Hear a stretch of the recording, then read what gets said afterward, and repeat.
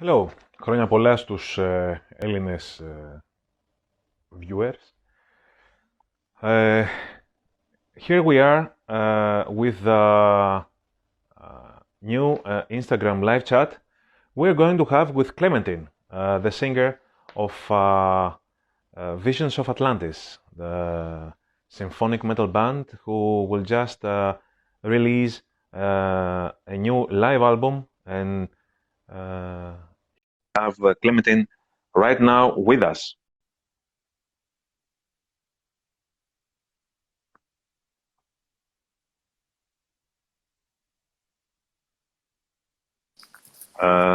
Hello, Clementine. How are you? Hello, Sakis. I'm very good. And you, how are you?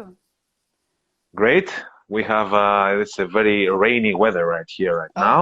Okay. Can you hear me fine? Yeah. Everything's fine.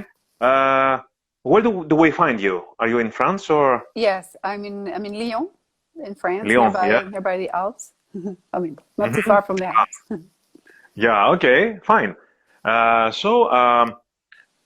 We will have this chat, and I have gathered a few questions by some Visions of Atlantis fans, and everyone who watches us right now, just feel free to ask anything you want, and we will pose the question to Clementine so that. How is your name pronounced? Is it called Clementine? Sure, Clementine or Clementine, up to you. How would it be in a Greek way?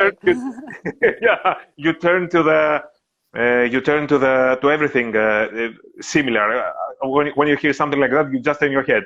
Yeah, okay. Like it should be my name. Yeah. So it's not a very common name outside France, I think. So you're sure it's you. So Clementine, I just watched your live DVD with the orchestra, and I was always anxious, and I could say the last few months we have seen many bands releasing live albums. And the funny thing, the weird thing is that almost all the shows had been recorded to be presented as live CDs and DVDs before the pandemic struck. So it was all planned beforehand. Now it coincides with the pandemic that we have no shows, so it's a kind of an alternative. How did you decide to do this live show and do it with an orchestra and film it and bang your head, first of all? Yeah, all the bands that have a DVD release right now, we sort of got together and we decided that we need to sell that DVD, and people won't buy a live DVD if there are shows. So we made that a whole pandemic happen so that we could actually sell our DVD and stop touring. That was our plan. No, that's a joke. So you spread the COVID disease. Yes, exactly. Everyone needs a scapegoat. Everyone was like pointing at people and places like. So that's no. I'm joking. Well, where to start? I think it all started where we discovered that orchestra, the Bohemian Symphonic Orchestra from Prague, who apparently liked to perform with metal bands, and we decided to just contact them to see in the future if they would be interested in doing something with us. But we had no real big plan at that moment. We were about to release a new album. We just had a new singer in. We didn't have a big plan for that. But it appears that when they replied and they showed interest in working with us, the whole idea of like making a show or a recording or something like started to be possible. And at some point we're like, yeah, well, let's actually do something together. Well, what about a show and so on? And we figured out that, we were playing a couple of festivals last year, and we would check with which festival would be interested to have us in an upgraded version, not just the band, but band and orchestra. And Bang Your Head Festival in Germany was very enthusiastic, and they really made it happen to have us there with the orchestra. And when we realized we were going to perform at a big festival with an orchestra, we decided we had to record it. We said, let's try to make videos out of it. Let's record, let's keep trace, let's let's publish videos of that show because it's once in a lifetime. You know, it felt like a dream come true for us. So we decided like, let's record this. And the thing is, more and more, like when the idea of actually recording the show like started to grow, we thought if everything goes fine, why not making a DVD out of it? But it was always a matter of how the final result would turn out to be, you know, because you still can play a show and it didn't feel right or something wrong happened and you're like, I can't show this on DVD or anything. And we didn't decide to make a DVD too much beforehand. We wanted to achieve that, but it was really a matter of how we would have loved the final result. But in the end, when we saw the final result, we said, hey, let's make a DVD. People, our fans would love it. And now that we can't perform, now that we're stuck at home and our next shows is in 1 year, having something to release, having a live shows to offer to our fans feel actually perfectly right. So we're happy with the timing.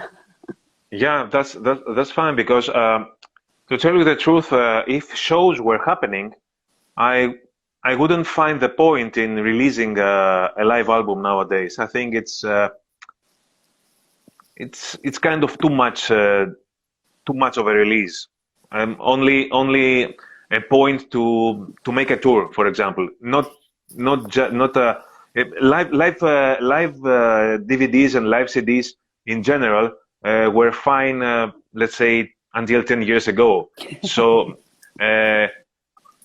With so much touring being done by bands all these years, let's forget the pandemic and hope that things will change very soon for the better.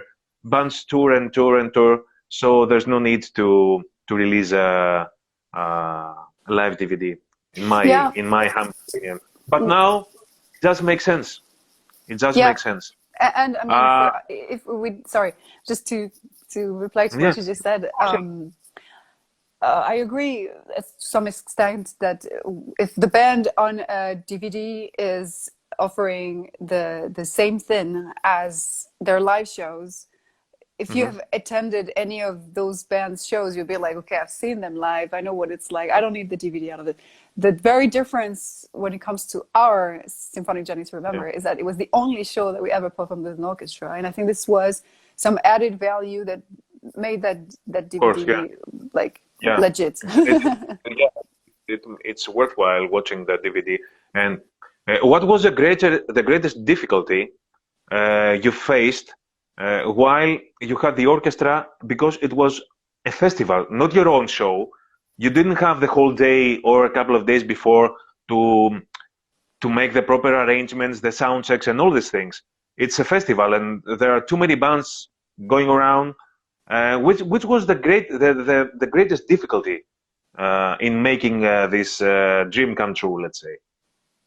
Well, when it comes to being at the festival itself, like Bang Your Head really put the means for this to happen. So they gave us a sound check time way longer than most bands have on festival.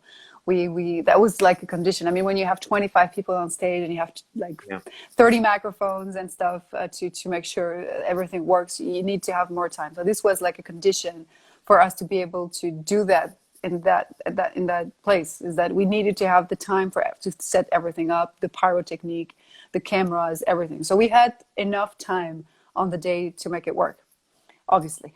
So that was great. Yeah. The thing was that this orchestra is extremely autonomous, and they did an amazing job on their own to prepare the tracks, and they made their own scores of our songs so that they could rearrange a little bit the parts so that they could play our songs live with us.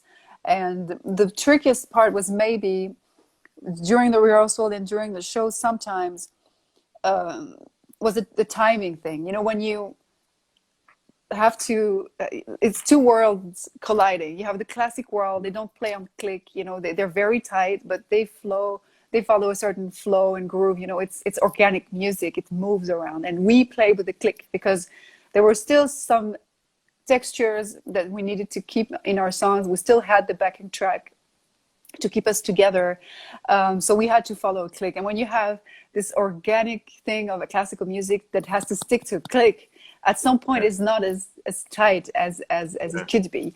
And there were some tricky moments in some songs where you could tell not everything is exactly perfect or on time, because these two worlds are actually not necessarily meant to work together, especially on stage with amplified sound. It's but it worked fine. We did some. We had to rearrange some aspects of it in post production, just to make sure that this element was like working, and that when you listen to the song, you didn't have the feeling like we were not on the same page. But yeah, I think that was Yeah. Okay. the major thing. You did some overdubs, let's say, some post-production work. Uh, so I see many people joining the chat, and I would just love to say hello to Clementine and say which country you're from. I see many people are from many people from South America are watching right now, and I've seen a couple of people from Argentina, for example, and from Russia, and so I would like to know who is watching from which country. Uh, there's so many people already in. Um, so Texas. Texas, yeah. So we have the pandemic right now. Hello to everyone. Hello to everyone. Um, how do you deal with the pandemic? I think I saw that at the end of the summer you had some band meetings to arrange perhaps a new album. Is that so? So yeah, the pandemic hit us very hard. That we were on an American tour when it happened, so we had to go home after 5 shows when we were on tour with Dragon Force, and this was a real bummer because we were expecting to go back in the US for so long. So we hope that as soon as this whole thing is over, we can come back there. So and then our headline tours, which were planned for April and then fall and December, are postponed to next year. So we don't have shows, but we're given time. And time is a very nice resource. And we're using that time now to develop our songwriting process. Like, it's thanks to that pandemic, actually, that Meek and I have been able to work in the studio together. I've been there twice in Udine, in Italy, to shape new songs, to discover our profound, unique, and amazing musical connection that we have. We're already, like, I love this guy, and we already like realized how good friends we are in real life, and how easy it was to be on stage with him and to interact with him. And when I went to the studio, I had no idea how it would be like to create music together. That is, you have no idea how it feels until you try. And when we were there in that small room, putting our ideas and being free of just creating the way we felt like, it was wonderful. So right now we're like finalizing some of the first tracks that we worked on together. I can't say exactly which one are going to end on our new record, because of course we need more time to define the direction itself. But yeah, the pandemic for now gives us time that we take to like maybe put more feelings and thoughts and maturity in our next songs, hopefully. So yeah. So you live in France. You Yes. went to Italy to rehearse some new stuff. Thomas lives in Austria, I believe. Yeah, the rest of the band lives in Austria. Yes. The rest of the band lives in Austria, so a multinational band. So yeah, I guess it's kind of difficult to have band meetings, but we have these Skype sessions and all that stuff.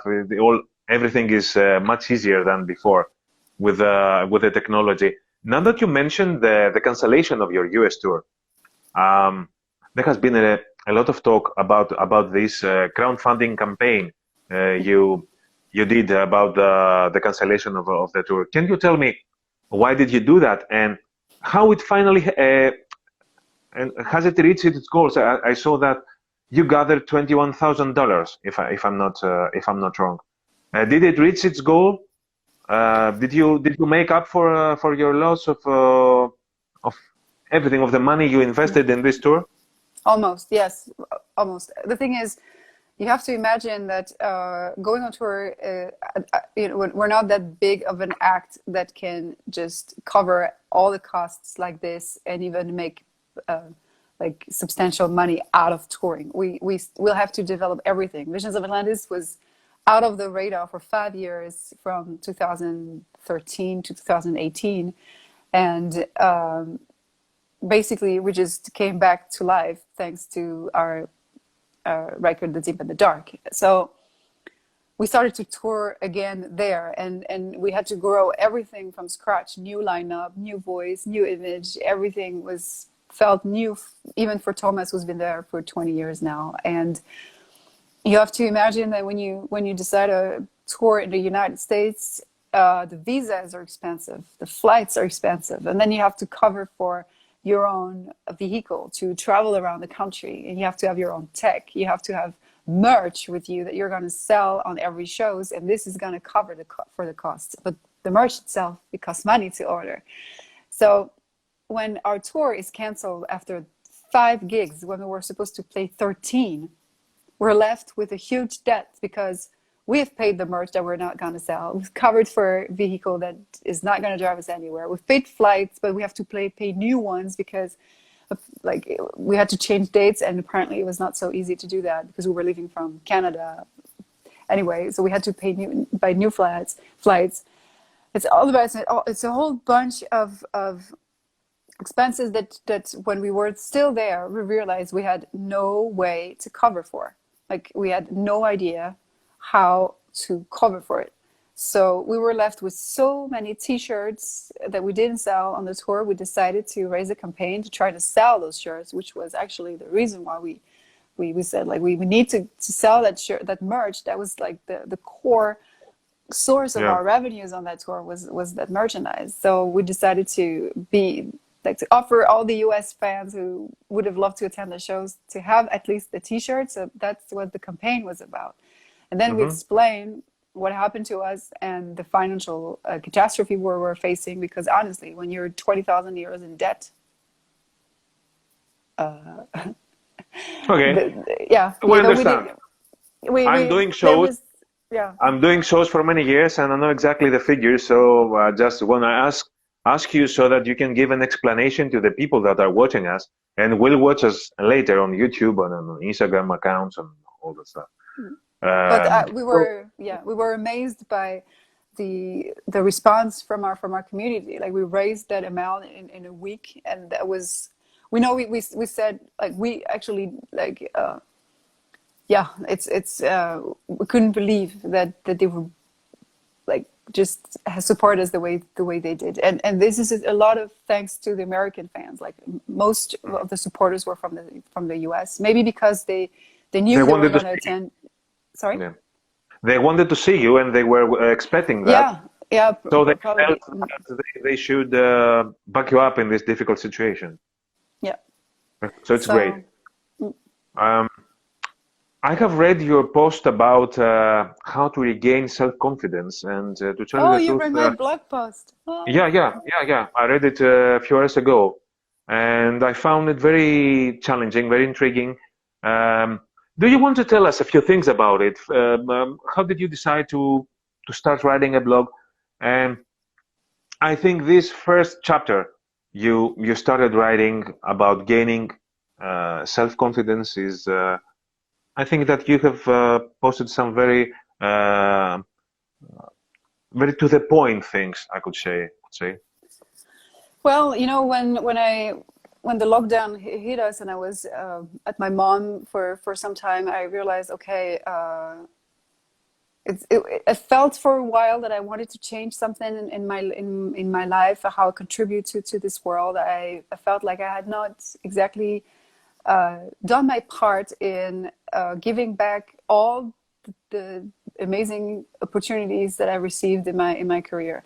And this thought was accompanied by suddenly realizing that in December or October, like in 2 months, it's 10 years that I've been around, and 10 years feel like, oh my God, it's like a lot. I've been through some stuff, you know. I've achieved stuff. There are things that didn't work out, and and I'm not the same person as I was when I started. I'm not the same person as I was when I had the dream of being the singer I am today. And I realized I have overcome things that I'm sure a lot of people have been through or are still going through themselves. And I thought maybe it's time that I take the time to help others realize their dreams and uh, be the musician that they know they can be, but they don't find the way. And sometimes I wish I had accessed some insights before, but that's how it is now. And I want to be the voice for,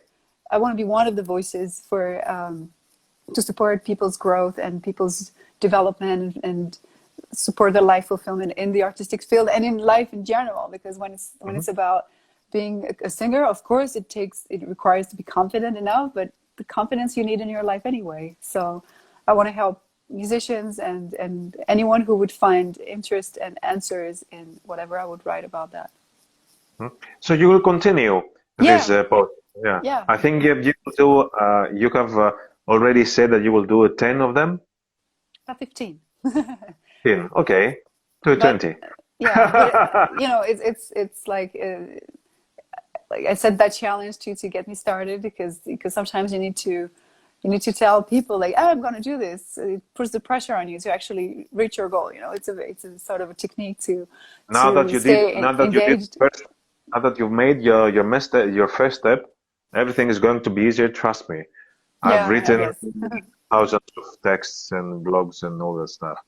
Uh, there's a question from a guy saying, which is the one thing you never forget to take with you while on tour, apart from your gear, of course. Gear, stage outfit, like your technology, like computer and phone and charger and all of that. I take a blanket because like something like this, because Yeah, huh? it can be very cold on the tour bus.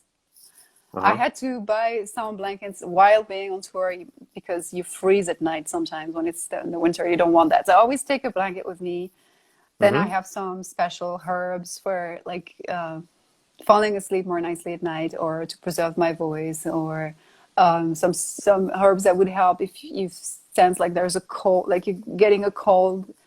Yeah, yeah, Yeah, I just to prevent being sick, because as a singer, it's a nightmare when yeah, you're sick on yeah, tour. yeah. Is And there yeah, anything special you do before going on stage? I warm up. I vocally Yeah. warm up. And then the whole makeup process is sort of my own mental conditioning, where I know actually my mindset to enter the show start in that moment. It's like I start to get ready, and slowly all the thoughts, all the problems, everything from daily life is just fading apart nicely. And then when I'm done, I'm ready, and like I can hit the stage. So it's like Mhm. it's an entire process of shifting into the best version of yourself is going to show up in front of people. Yeah, and especially if you are the lead singer of a band, you have to look beautiful. Doesn't matter if you're a man or a woman. So everybody's eyes is on you. So you have to look beautiful. It doesn't matter the if you're a man or a woman. So uh, uh, there are at least three questions about being a woman in a man band and going on tour. Uh, what is the most difficult thing you face when you tour with a couple of bands, let's say, and you are the only girl in the tour bus, for example? To be honest, I barely ever was the only girl. At least there was like singers of other bands or merch girls. Our Mm. tech light, our light technician in Visions of Atlantis is a woman. So I don't feel like I've never been the only girl. The thing is, since I'm very young, I always appreciated and had fun with guys more than with girls. Maybe because, as I wrote in my article, I've been like rejected a lot. It was mostly by ladies, I have to admit. So I think at some point I felt more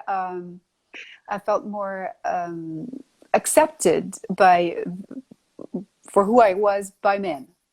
So Yeah. I always found like men's company kind of like a little bit more relaxed, less about appearances and oh my God, if I say this, well, how is it gonna tell? Like how is it gonna, how am I gonna sound like? You know, it's like, whoo, guys don't have this kind of issue. So Yeah. hanging out with guys was never an issue. Sometimes they tend to get kind of gross. Of course, it's men, you know. I don't make any generalities, but when you have 20 men on the tour bus and they start to Yeah. get along, yeah, they talk about some some stuff that as a woman you're like, that's very interesting. I don't need to know what you do in the toilets every day. Thank you. Same goes for us. Yeah, it can get kind of gross, and of course, men's smelly clothes and smelly like the body Which hygiene sometimes like which is your worst bandmate while on tour? oh that's not nice. No, like maybe like back in the days I toured with the French opera project called Melted Space, and we had the singer from Nemic with us, Guillaume Hmm. Bidot, and he's a From Den phenomenon. Huh? from Denmark, is it this band? Uh, Mnemic. maybe, but he's French. Yeah, yeah, yeah. Okay. And this guy is a phenomenon.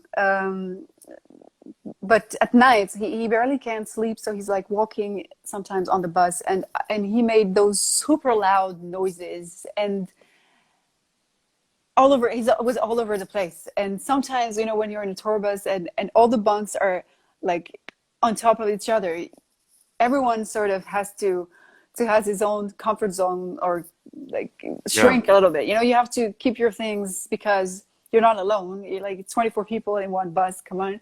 But this guy had took a lot of space and was not so much aware of that. And sometimes it was just funny. Sometimes it was too much. But he was definitely unique in his own way of being a very fun and nice person in the end. But yeah, when you tour with people, it's you really see how close you can get and where it starts to really be an issue. And the best part is when you can actually like almost fall asleep on your bandmate's shoulder and everything's fine because we like each other, so we can be close. We accept Yeah. everyone's smell and stuff. Yeah. We're family, you If, know. if if you don't,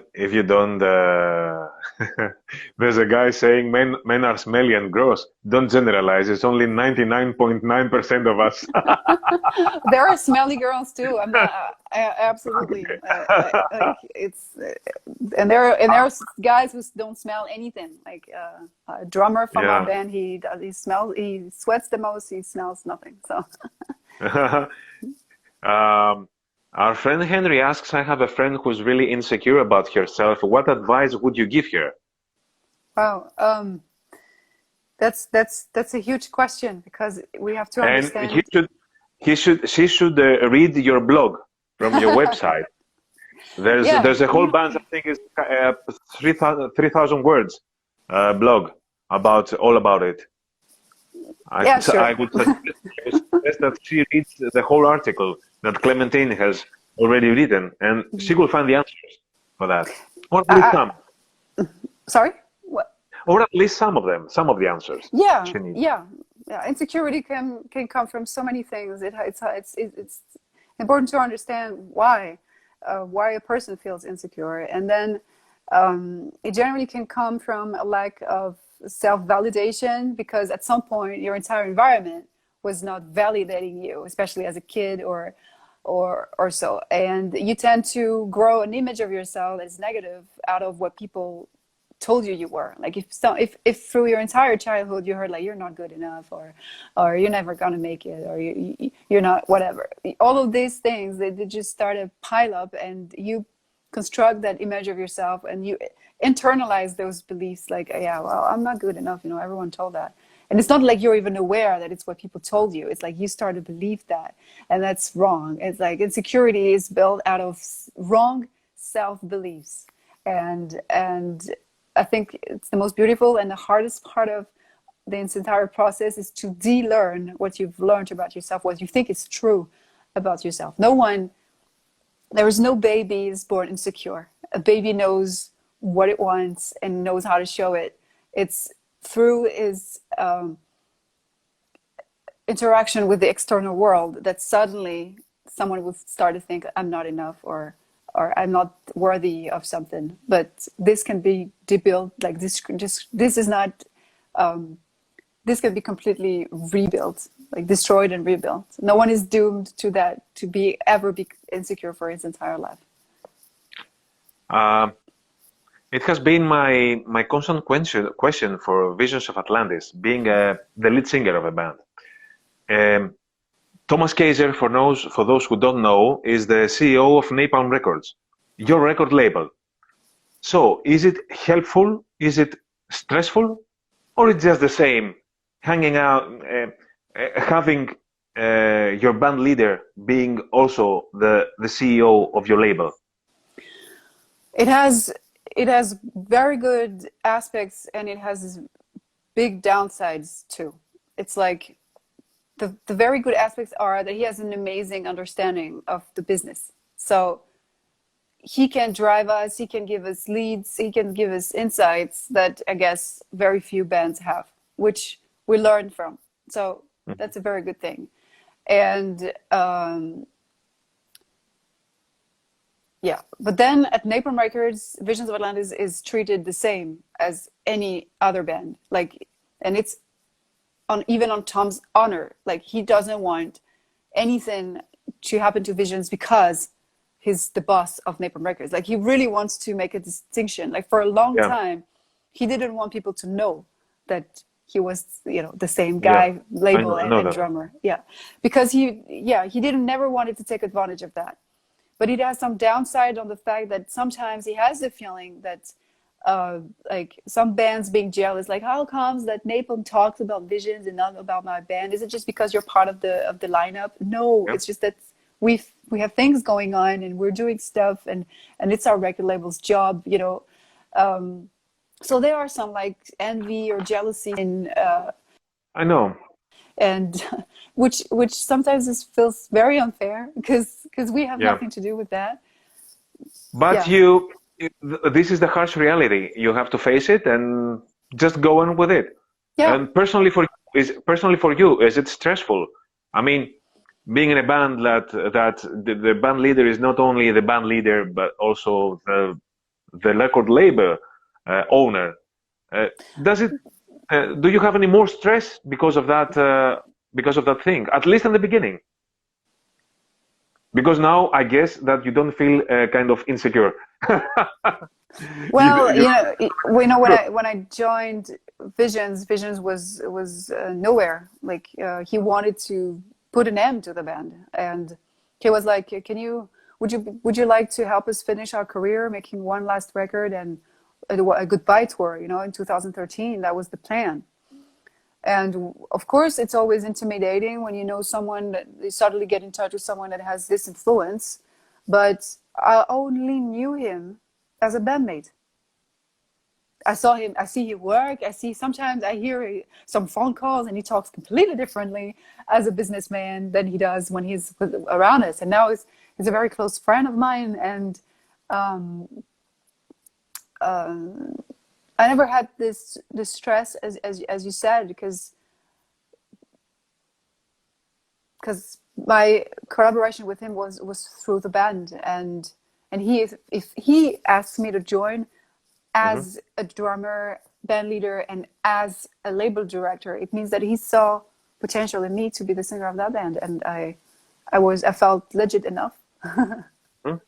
Yeah, and so and this adds to your, I could say, security. I mean, you have both your band leader and your record label owner wanting you in your band. So this means that you are legit enough to front a band. So you have gained more and more confidence in yourself. No matter if you had or not, it adds to this. It definitely adds. It's a very important thing. What happens to you right now? So there's our friend Kostas from Greece asking if before the pandemic were there any offers for Visions of Atlantis to come to Greece? And Visions had Mahi, your previous singer, Yeah. was Greek for those who don't know. Um, I think Greece was mentioned at some point, Hmm. but I don't know if we received A proper any. offer. Yeah, I'm not sure. I'm not involved at all in all Yeah, the booking. I just see the final, like, this is our tour. I'm yeah, involved in yeah. other Okay. things, but not the booking at all. I don't know. You you don't have to. You don't have to. This is a whole other world Yeah, for that. You should just focus on your music because if you mess around with that, then you will lose your goals music wise. Let Thomas handle it. yeah. He's the man. He's the man for it. Uh, so I don't think we have much more time for that, but there's a question asking which is the musician you would kill to share the stage with or work in the studio together. I don't want to kill anyone, right? Okay, you hug him to death. um, well, when I was younger, one of my like I admired Tarja's career a lot. So when I was Mhm. invited to sing with her at the beginning of this year, this definitely was a dream come true. I had like this was definitely one of my biggest highlights of 2020 to play two shows with her. So I actually would love to be able to do that again, like as our sharing, like we made some duets and as a backing vocalist for her. I loved that. I loved playing with her, and her entire environment is so nice. All the people she works with are amazing Yeah, souls and musicians. So yeah. it was a week in heaven. Now, to be very honest, I don't ask myself that question too much about who I'd love Yeah, I to get. share, because actually my next goal is to be able to write my own music in my own way and trying to make as very little compromise that you have to do when you work on music in a specific market, Yeah, hmm, yeah. so Uh, yeah. our friend Alan here asks, how was it working with Leaves' Eyes on the new song, the new album, Black Butterfly? So it was very fun. I know Leaves Eyes for a long time. We've been touring twice together, so they're old friends. And yeah, they just wanted to try something on that song that was already released, and they invited me over in the studio, and Lina was there. We had a very nice time together. So yeah, it was a lot of fun. Um, Now that you mentioned this, you're having fun is, uh, do you have any funny story to share with us when you hit the road or with the recordings or the photo shooting? You had a very interesting photo shooting for your previous album, and I guess that you would have uh, some funny stories to share with us from your photo shooting in the sea, like no, it's. Do you have something to share with us, something funny to share with us from the Well, recordings, the photo shootings, anything? the recordings were short on time, so the recordings were kind of stressful. But it was the first time that Mika and I were sharing a flat together, so we had very nice moments together. We're the Latin blood people in Visions of Atlantis, so we love to cook. So this went fine. But then when we were shooting those pictures on the sea, we had at the end of the second day, we were all exhausted. We were tired and cold because we were starting to be in the water for the last shots that I wanted to make. And some of the guys who were in the ocean in the back, they started to have like all their clothes drenched and all over the place, falling down and still trying to be serious and put a face and try to move. And we wasted so many pictures because just one of them would look stupid or do some stupid things. And yeah, it was we had fun creating those pictures and that universe on that day. But yeah, we all sort of reached personal limits too of bearing the cold and certain conditions. Like sometimes one would be like, I'm tired of that shit, you know. You're like, no, no, but it's always it's in a nice way, you know. Everyone's cool with what we're doing, but yeah, it led to some funny moments Yeah, to be in yeah. the nature like that. Um, Or I would say like I think the most funny story we had around the shooting was when we shot a Journey to Remember a video. We were on the top of that cliff, and when we arrived there, there was a huge pack of cows, like huge pack of cows. And we're like, okay, but they don't really appreciate human presence, so they started to sort of move around. And so I was like doing my makeup in the car, and they were so curious. When I was alone and the guys were up there, they started to be curious, and they put their heads and they surrounded the car at some point. And I was like, I can't even open the door anymore. I don't want to like hit any cow, but that was okay and because it's frightening too. It's frightening too because cows are very, very big animals, and you never know you how don't they can react. Yeah. yeah, and if you make them frightened, you don't know how they will react.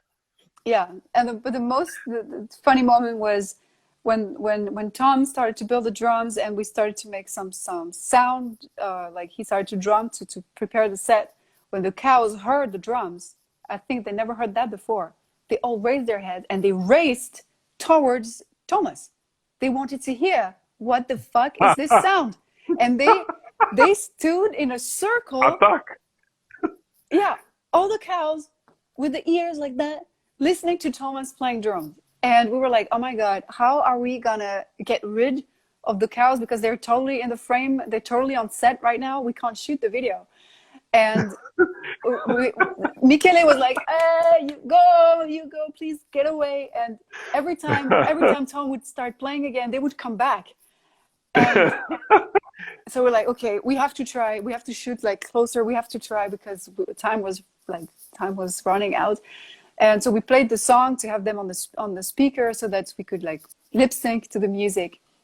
So there was the intro. They were like amazed by the music. And suddenly, when they heard Michele's voice through the speaker, like a human voice amplified, they got scared as fuck and they ran the entire opposite of the cliff.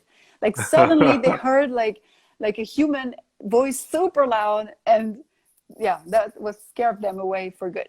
So Michele is the cow scarer. He's the cow scarer. Yes. And I've seen some funny videos on social media with cows listening to music, guitars and drums, and I totally it's as if I was watching these videos. So the last question, evil angry cows. Yes, that's also a big problem in Austria. So the last question that we have received is if you can sing, if you also interpret music of other genres than Visions of Atlantis. This is something that I actually want to get to dive into. I love classic music, but I don't want to spend my energy in trying to be a super strict classic singer, because when you start to dive into the classic world, sometimes they don't allow that it's not strictly classic, or you know, they're like the codes are so strict that I'm not sure if I want to explore that too much, or if, then I'm going to do it my way. People, I don't know, but I definitely want to dive into more music that could be close to soundtracks, or more ambient and more cinematographic, way more organic and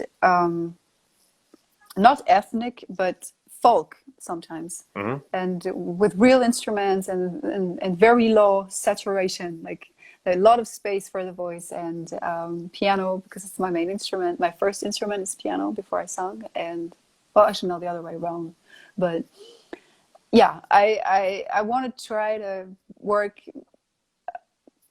not a right word. I want to get into exploring my voice and my creativity outside the music world, the metal world, Yeah. So Clementine, thank you very, very much for this interview. Thank you. Thank you very much for your Hope time. you had a great time too. I really enjoyed talking to you. You're very sweet, and I look forward to seeing you perform live, perhaps in Greece. Who knows? I'd Who love knows to. when? I've never been to your country. I'd love to. At least you should come for holidays. That's Yes. a dream spot for holidays. Yes, yes, absolutely. I'd love that. So, thank you very, very much. Wish you a nice evening Thank and you. the best with your new album, the new live album of Visions of Atlantis is coming out on Friday, the Yeah. 30th of October. Make sure you check it out and you check all the videos. Thank you, everybody. Thank you, everyone, for attending this live Instagram chat from every possible place in the world. And thank you for sending your greetings and your hellos. Clementine has already seen that and has received your love. Thank you very much for everything. Thank you, Clementine. Thank you. Wish Thank you, you a good Sakis. evening. You Bye-bye. too. Thank you. Bye-bye.